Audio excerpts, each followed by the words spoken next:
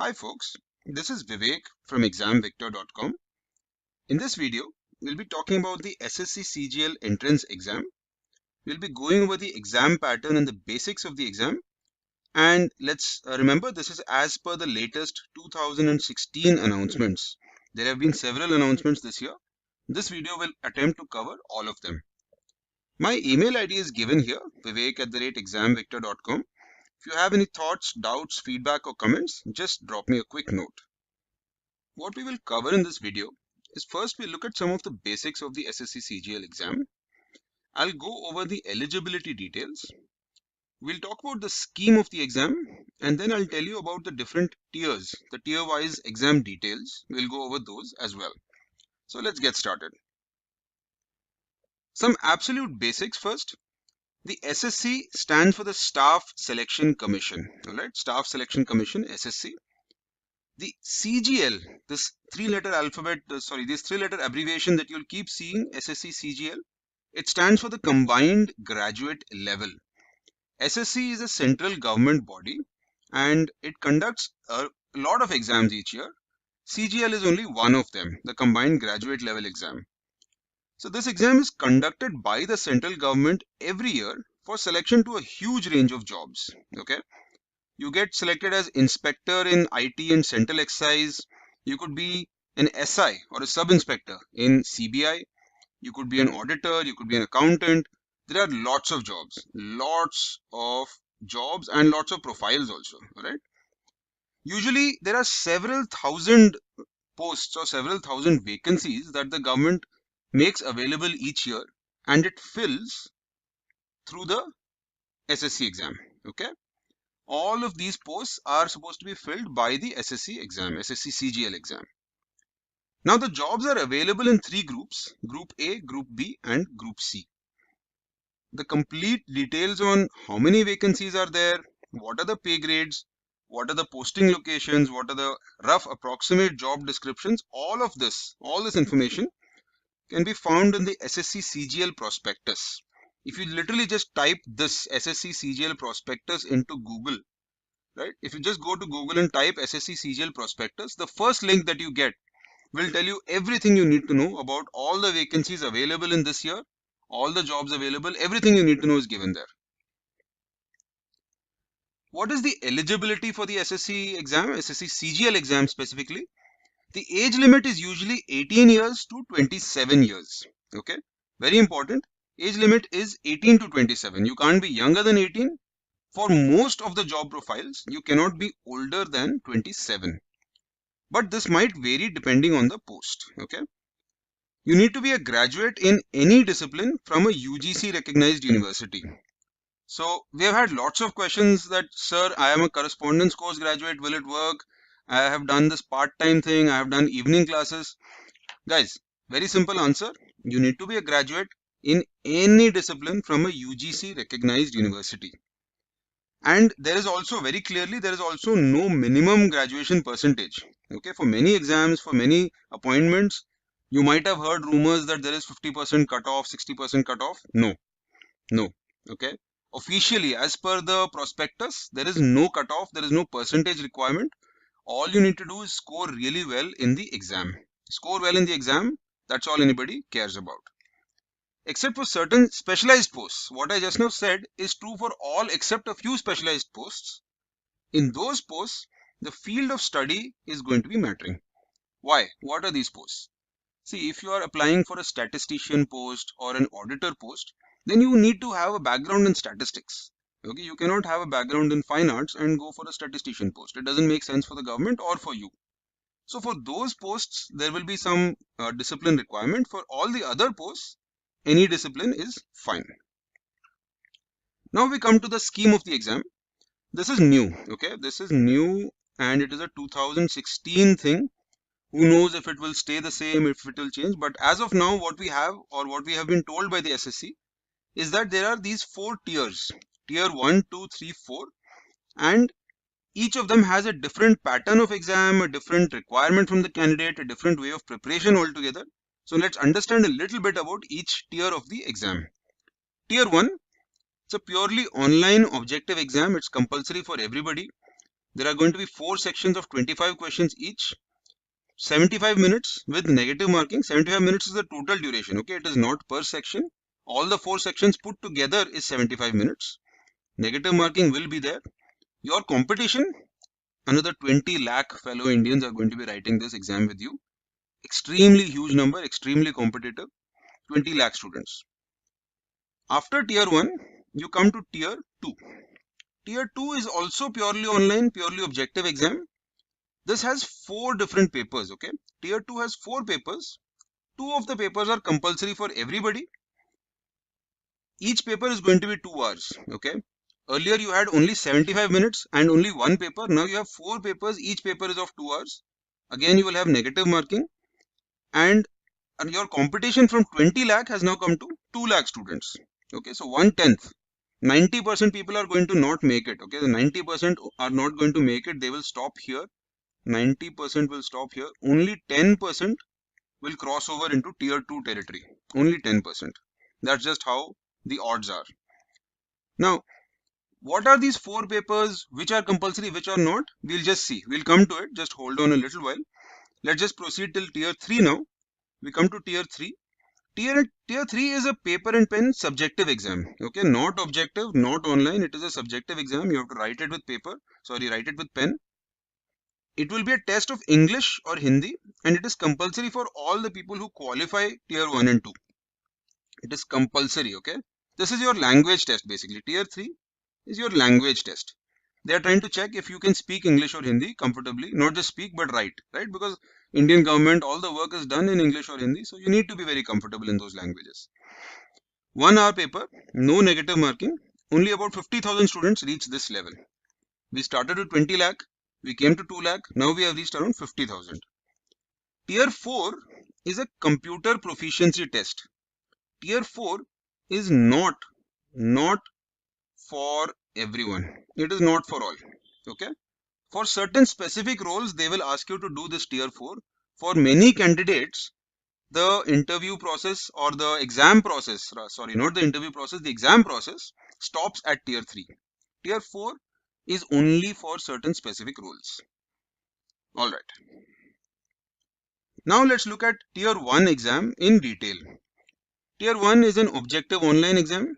All right, we've seen this already. It's objective, it's online. It's going to be conducted in batches from 27th August to 11th September 2016. If you're seeing this video later than 11th September, so you already know this. This was made when the notification came out. There are going to be batches from 27th August to 11th September. It's an online exam. The government has made centers all over the country where students can go, register, they would get a hall ticket and they go at a certain time on a certain date and they give this exam. 75 minutes, that is 1 hour 15 minutes. 1 hour 15 minutes is the total duration, total. Okay, it's not per section or anything, it's total. 100 questions are going to be there. So you need to do 100 questions in this 75 minutes. 25 questions each on general intelligence reasoning, GK, which is general awareness, quant and English. Okay. So your 4 major sections are your logical reasoning, GK, quant, English, same as most other competitive exams. Then marking scheme is this. You get 2 marks for the right answer and you lose half mark for each wrong answer. Okay, so it's quite strict negative marking. You need to be very careful and very confident when you're putting down your answers. Only the people who qualify in this tier would be invited to write the tier 2 exam. You remember we just now talked about it. 20 lakh people are going to write tier 1 and only 2 lakh will reach tier 2. Okay, so you want to be one among those 2 lakh. You don't want to be one among the remaining 18 lakh. So study hard, work hard, and hopefully you will make it to tier 2. The cutoffs will be coming later. This is totally fine. This is not a big aberration. Students should not get worried by this because SSC is doing something new this year. Okay, this is 2016. SSC has decided for the first time to do online exams at both levels, tier 1 and tier 2. So they are also figuring it out as they go along. Cutoff, I think they're going to look at the overall performance of the students and figure out an appropriate number so that they get around 2 lakh people and they are able to remove 18 lakh people. And this number they'll say, okay, is the cutoff. And they also don't know what that number should be. So they're going to look at the performance and then decide the cutoff. Don't get panicky. Just go and do your best. Don't worry about cutoff and all those things. You go and do the best you can. Some more important things you should know for tier 1. Only for tier 1 specifically. the general intelligence and reasoning or the logical reasoning topic, just look at analogies, series completion and classification, okay, including the non-verbal classification. This is going to be, trust me, this is going to be half the paper. 40 to 50% of the paper is going to be from these topics. First of all, let's keep it in perspective. This is 25 questions, okay? Totally 25 questions are going to come from this. I am telling you with a lot of confidence that from these 25 questions, around 10 to 15 questions, 10 to 15 questions are going to be from these topics. Puzzles and logical Venn diagrams are going to be another 15 to 20%. So I believe that 5 to 7 questions are going to come from puzzles and logical Venn diagrams. What you can leave comfortably, you can leave without any guilt for now, is clocks and calendars. Don't care about this topic. If you don't do it, if you don't have time, if you feel that I would have to sacrifice something in my preparation, sacrifice this topic. Clocks and calendars, not so important. You can leave it. See, this page, these tips are for those students who are short on time, who have started preparing late, but still want to do a good job. You should definitely focus on analogies, series completion, and classification. Coming to quant, again another 25 questions here in quant. Focus on geometry and trigonometry. Everybody knows this. Anybody who has studied somewhat seriously for SSC would know. Trigonometry and geometry are what these examiners love in SSC. They are very, very important. So no point even considering that you should leave them or do them lightly. Half the paper is going to come from this. So again, 10-15 questions, 10 to 15 questions are going to be geometry and trigonometry. So take it very seriously. Next important are percentage, time and work, profit and loss. Okay, all your basic arithmetic. You should again take this very seriously. These two put together are going to be the bulk of your paper, right? 80% of your paper is going to come from these 5-6 topics. What you can ignore, what you can say, okay, safely can be left are progressions, partnerships. I don't think they are going to come. They have not been SSC favorite, and I don't think that will change this year. If you want, if you're short on time and if you would like to sacrifice something, sacrifice these. Okay, they are not so important. Going ahead, for general awareness or GK, as you can say, again this is 25 questions. Just to remind you of the overall size, this is just 25 questions. From that 25 questions, science and technology is your SSC examiner favorite. Anything to do with science and technology, and this is not even just current affairs, okay? In fact, this is going to be a lot of basic physics, basics chemistry, basic biology. All of this is very important. Half your paper from GK is going to come from science and technology. So ignore this at your own peril. This is very, very important. The remaining questions in the GK section are mostly economy, history, and some geography and polity. That's just how the pattern goes. They're all going to be, again, another, you can say 10-15 questions are going to come from science and technology. Probably another 10 questions are just going to come from economy, history, geography, and polity. It's a huge area to cover, but at least I can tell you this much. Sports, UN bodies, current affairs, big thing, current affairs, you can actually just ignore it. It's fine. And many coaching institutes will tell you this, that for SSC you have to be reading the newspaper every day, and they'll even give you daily digest, weekly digest, monthly digest. This is a waste of your time. Seriously. You can save that time, study something else. All of this, sports, UN bodies, current affairs, you can just leave. It's not so important. If you have time, of course, you should study it. All these tips are for those students who want to get the maximum performance in the minimum amount of time. These are ignorable topics. Coming to English, again, 25 questions as per the 2016 pattern. Sentence corrections and FITBs. What are FITBs? Many students ask me. FITB is fill in the blanks. Okay, nothing great, just a stupid abbreviation, but many students use it and many students are confused by it. So I just thought I would include it and then also include the full form so that you are not confused if you see it again. Sentence corrections and fill in the blanks are very, very important. That's what SSC loves for tier 1. I am not saying this for tier 2. Tier 2 is a whole different ball game. For tier 1, sentence corrections, fill in the blanks, and then RC and general vocabulary. That's it. You're done. Your whole paper will come from just this. If you don't study anything else also and go for the tier 1 exam, I can guarantee that you will not see many other questions outside of this. Most of the questions, in fact, almost all, virtually all of the questions are going to come from sentence correction, fill in the blank, RC, vocabulary. Idioms and phrases, spellings, you can actually ignore it. Spellings used to be in fashion maybe 3-4 years ago in SSC, but they've stopped testing on such basic things now. And especially since they have only 25 questions in which to test you, you can assume that spellings and stuff like that, they will not trouble you on. Now let's move to the tier 2 exam. Tier 2, let's talk about the basic details. It's also an objective, it's also an online exam. So in that much it is similar to tier 1. Tentatively scheduled for November 2016. Again, this video has been made when the SSC notification came out. If you are seeing this later, the date might have already been fixed. It might be November, it might be December, it might be even January, whatever. You know the exact date. This video, when it was made, there was no clarity. So November 2016 was all that we knew. Tier 2, the paper-wise details are what we know so far. Paper 1 is going to be quant. Paper 2 is going to be English language and comprehension. So this paper 1 and paper 2, this is compulsory. This is for everybody, okay? It's compulsory for all candidates.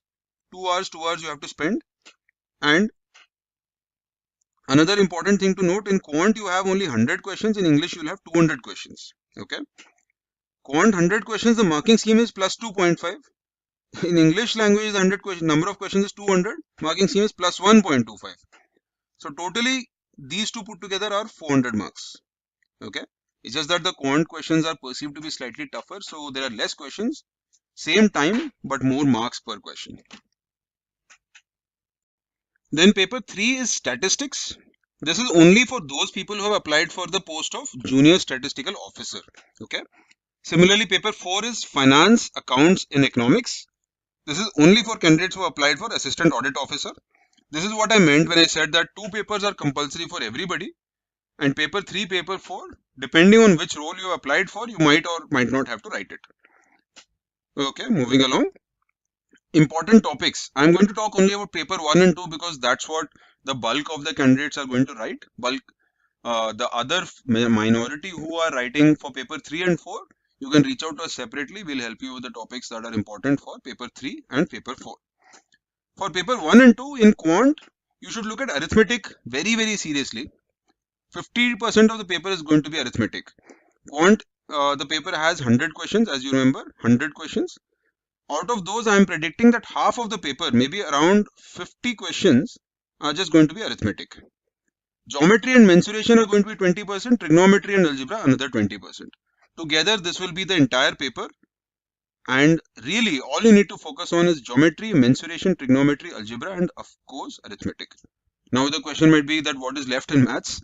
Guys, there are quite a few topics that are left. This is really helpful.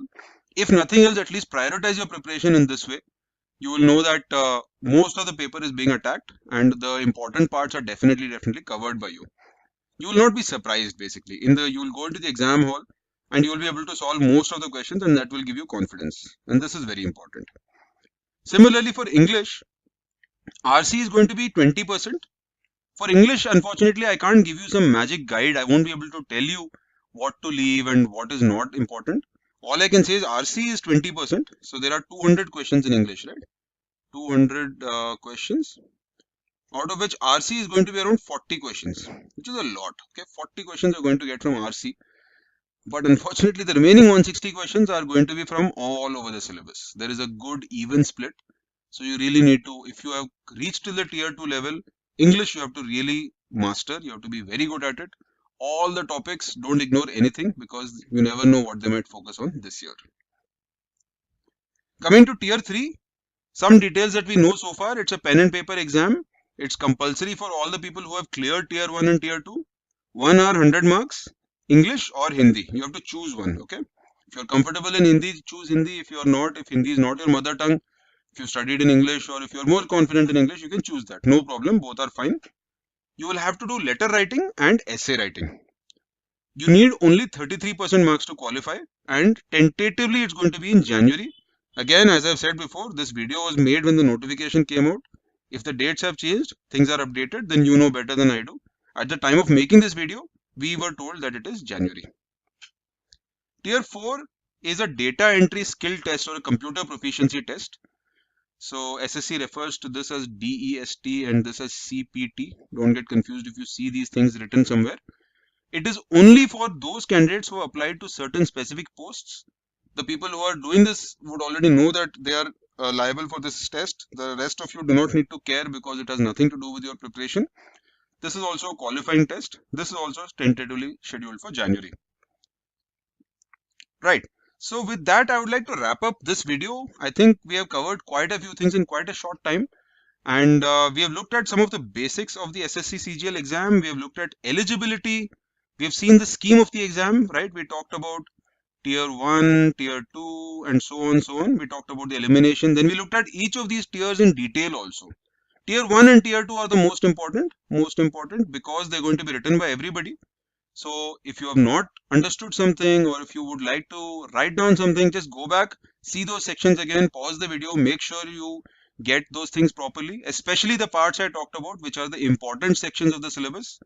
Please, please, please make sure you're very thorough with those parts of the syllabus, and then you should be fine. There should not be any surprises for the exam.